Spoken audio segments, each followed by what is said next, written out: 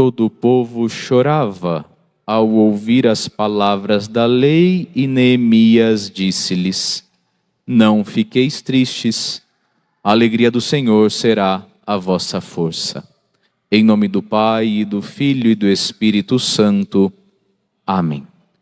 Queridos irmãos, queridos paroquianos virtuais que nos acompanham pelo Facebook, pelo YouTube, nós chegamos ao terceiro domingo do tempo comum.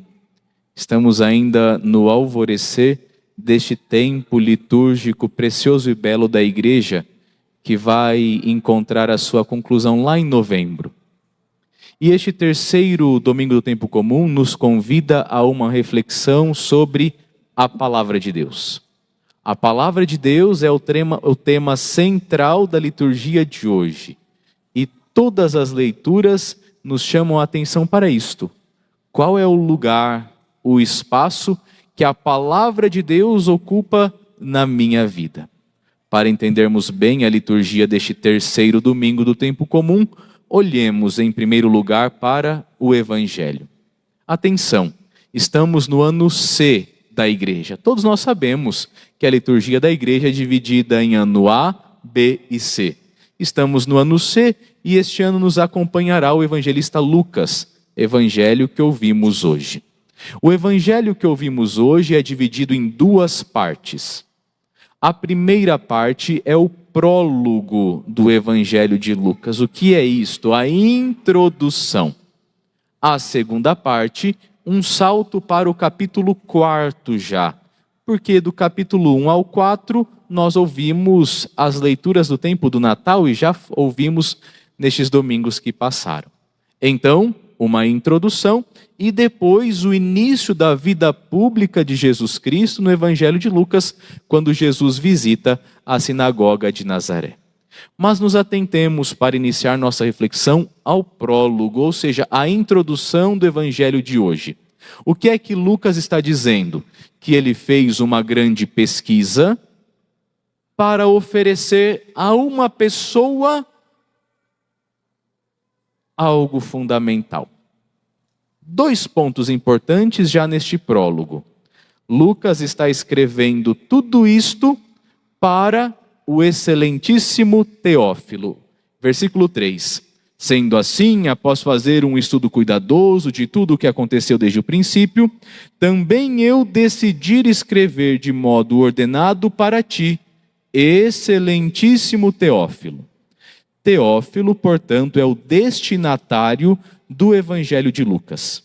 Teófilo foi uma pessoa histórica. Não sabemos muito sobre quem foi o Teófilo, mas o mais importante disto tudo é entendermos que Teófilo somos cada um de nós. Teófilo em grego significa amigo de Deus. Assim sendo, este Evangelho foi escrito e destinado a todo aquele que é amigo de Deus. Espero que a todos nós. Espero que todos nós sejamos amigos de Deus. Então, ponto 1. Evangelho de Lucas é destinado a todos nós. Ponto 2 desta introdução. Por que que Lucas escreve para Teófilo? Por que que Lucas faz esta organização de fato? Por que que Lucas faz esta sistematização, este estudo cuidadoso, como ele mesmo diz? Ele vai responder depois. Deste modo, poderás verificar a solidez dos ensinamentos que recebestes. Lucas quer oferecer um alimento sólido para os amigos de Deus. Lucas quer oferecer a nós um fundamento para a nossa fé. De fato, minha gente querida, nós precisamos para a nossa vida de fundamentos sólidos. Nós precisamos para a nossa vida de fé de algo que nos sustente. Nós precisamos de uma força que nos ajude a levantar. Nós precisamos de uma luz que ilumine o nosso caminho. Nós precisamos de um norte que guie os nossos passos. O que é este fundamento? O que é este algo que nos dá força? O que é este algo que nos sustenta? O que é esta luz? O que é este norte? A palavra de Deus. Portanto, Lucas nos oferece a nós que somos amigos de Deus a força da palavra. Porque a palavra, atenção, a palavra não é apenas tinta no papel.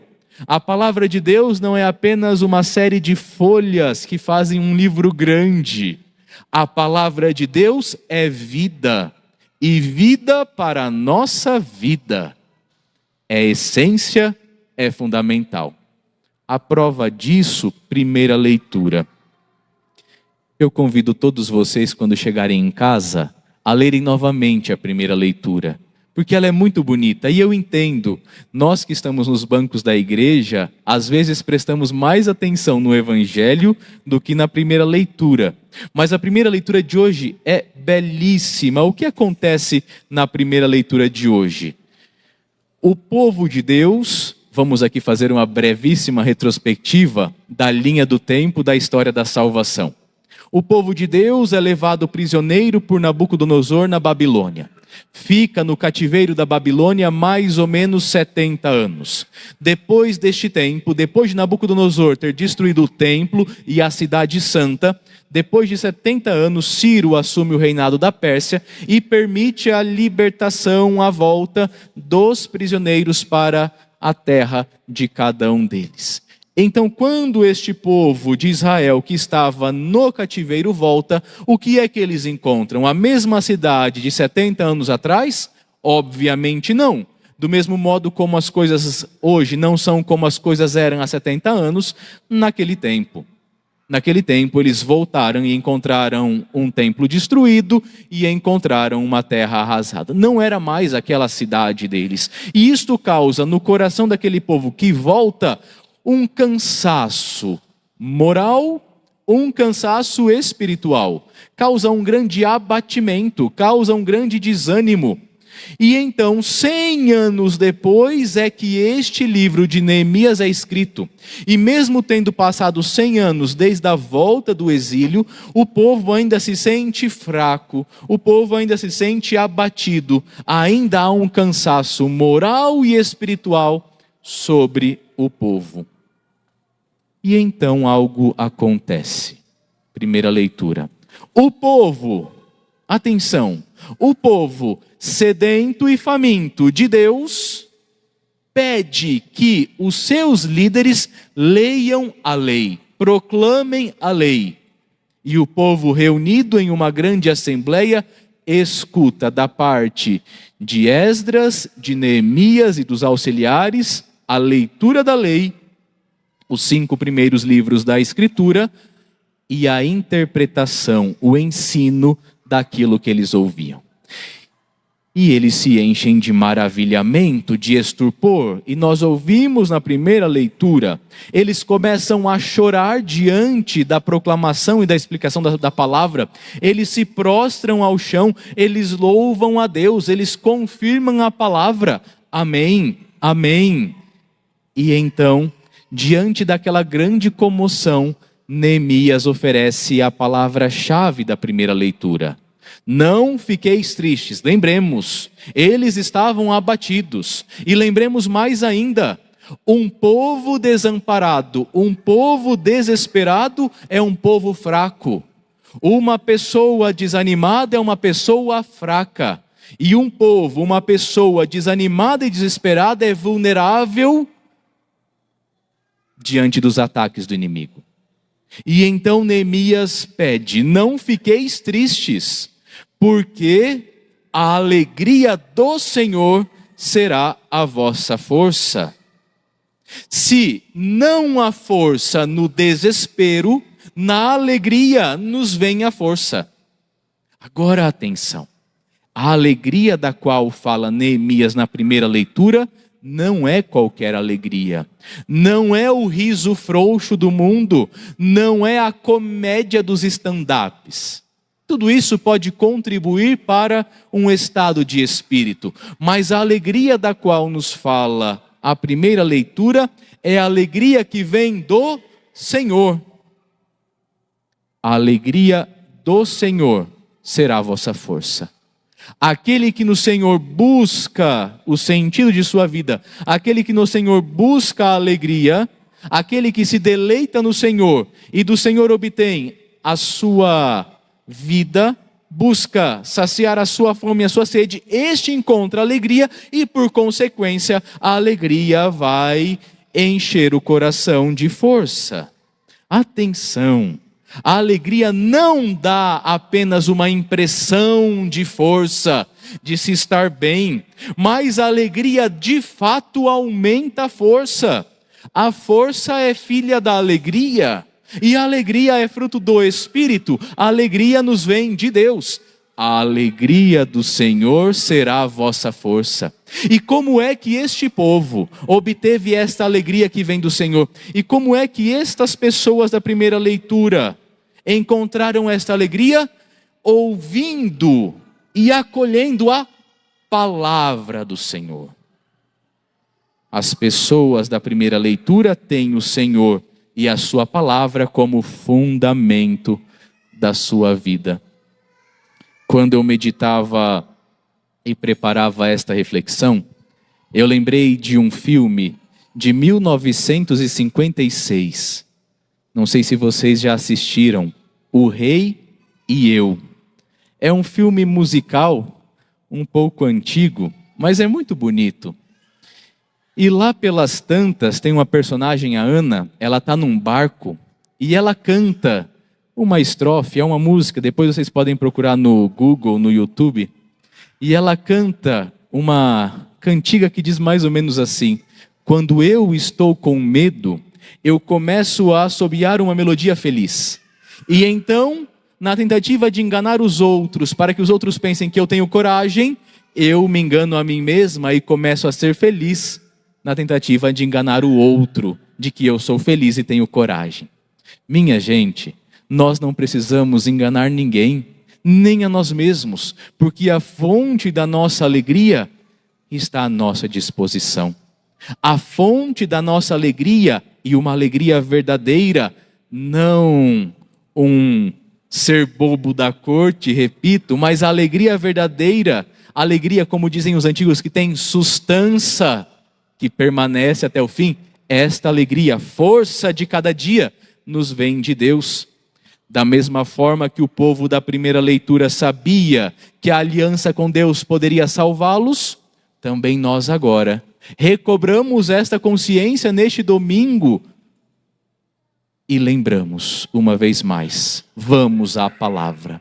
Só que, minha gente, a experiência do povo de Deus com a palavra não acaba na primeira leitura. Ouvimos o Evangelho. Depois, então, da introdução do Evangelho, encontramos capítulo 4, Jesus na sinagoga de Nazaré. E aqui Jesus se revela. Se a palavra de Deus havia sido proclamada por aquele povo na primeira leitura, agora a palavra de Deus, ela está encarnada no meio de nós. Jesus Cristo é a palavra, o verbo do Pai.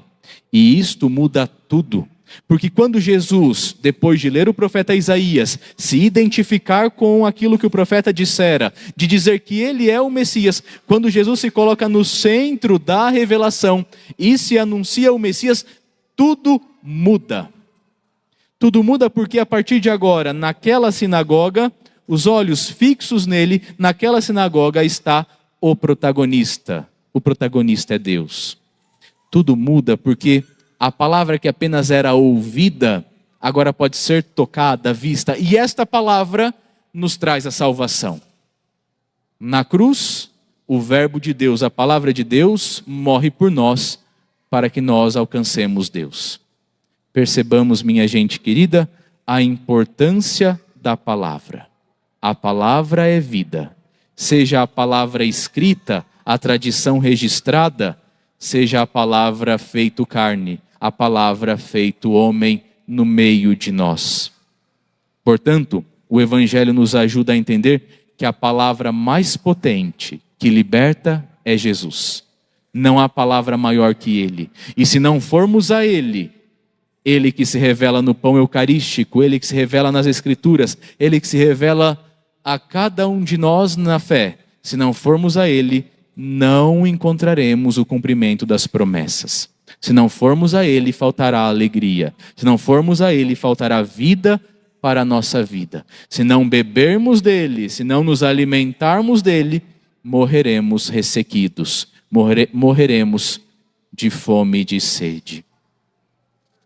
Não é isso que nós queremos. Nós queremos, como aquele povo, chorar e sorrir de alegria por termos encontrado o fundamento, a base, a luz, o norte. Para concluir, no final do Evangelho, Jesus, depois de ler a Escritura, ele faz o menor de todos os seus sermões. É como se fosse um plano de governo, entre aspas. Hoje se cumpriu esta passagem da Escritura que acabastes de ouvir. Tudo aquilo que Isaías profetizou se realiza em Jesus. Mas sabe qual é a palavra-chave desta frase? Hoje. Porque se eu deixar para amanhã a minha intimidade com a palavra, eu não a terei. Se eu deixar para amanhã a minha conversão, eu não a viverei.